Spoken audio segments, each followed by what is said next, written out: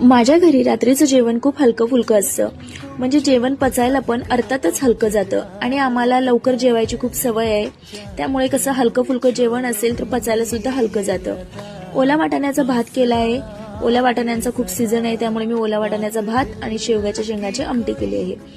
नेहमीप्रमाणे आपण खडे मसाले घालायचे, जिरं घालायचं, कांदा, मिरची, आलं लसूण पेस्ट घालायची आणि व्यवस्थित भाजून घ्यायचं.